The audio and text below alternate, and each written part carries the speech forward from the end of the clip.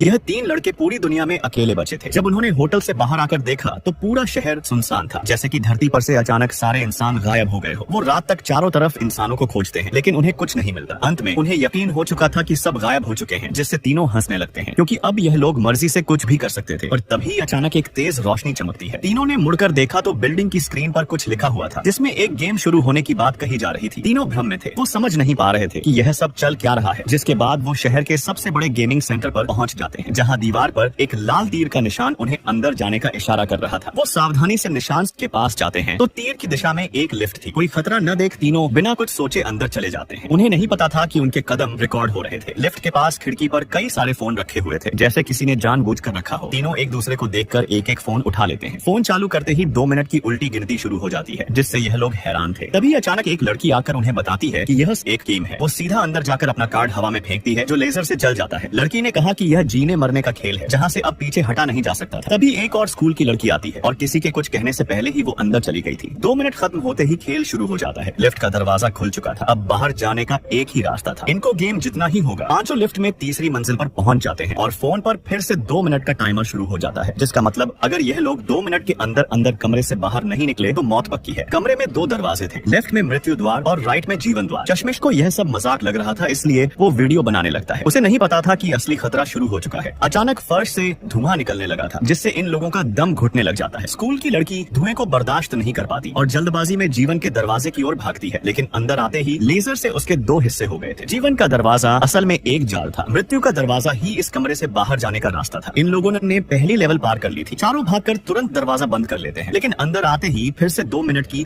उल्टी गिनती शुरू हो जाती है, और इस बार उन्हें 10 सेकंड कम मिले।